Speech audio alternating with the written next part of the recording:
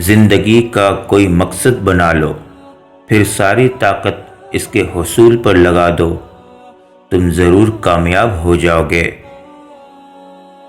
رشتہ چاہیے کوئی بھی ہو، ہیرے کی طرح ہونا چاہیے، دیکھنے میں چھوٹا لیکن قیمتی اور انمول ہونا چاہیے۔ بڑھاپے میں آپ کو روٹی آپ کی اولاد نہیں، آپ کی دی گئی تربیت کھلائے گی۔ مرد کو پرکھنا ہو تو اس کے آگے مسئلہ رکھو، اس کی فیصلہ سازی دیکھو۔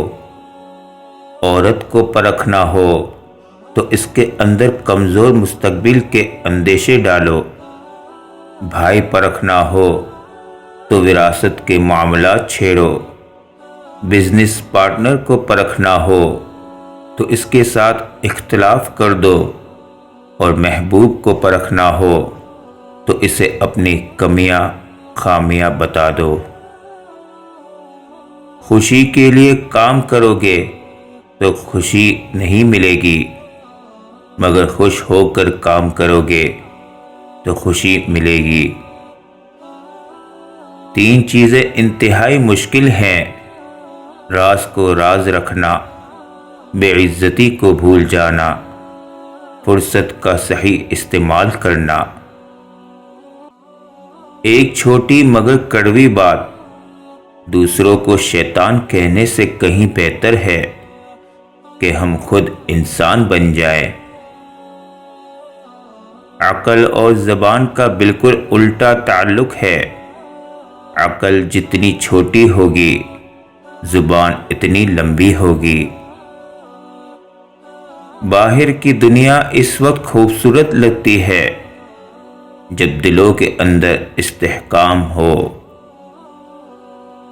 دوسروں کو نقصان پہنچائے بغیر، ان کو بدنام کیے بغیر، ان سے حسد کیے بغیر، ان سے الجھے بغیر، ان سے آگے نکل جانے کا ہنر سیکھیے۔ اپنی نظر میں حیا پیدا کر تاکہ تیری ماں، بہن، بیٹی بری نظر سے بچ سکے۔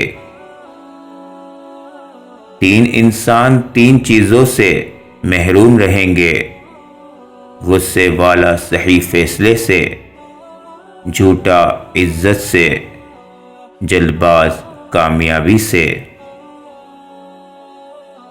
اگر حق بات اپنی صحیح جگہ پر نہ کی جائے، یا صحیح وقت پر نہ کی جائے، یا نامناسب طریقے سے کی جائے تو فساد کا سبب بنتی ہے۔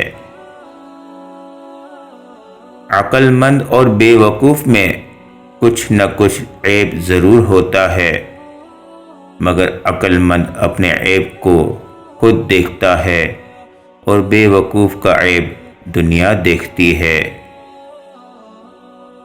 جو تکلیف تم خود برداشت نہیں کر سکتے، وہ کسی اور کو بھی مت دو۔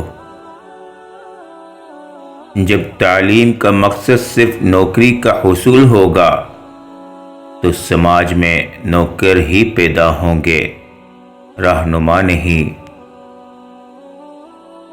میٹھے ضرور بنیے، لیکن اتنے بھی نہیں کہ لوگ آپ کی جلیبیاں بنانا شروع کر دیں۔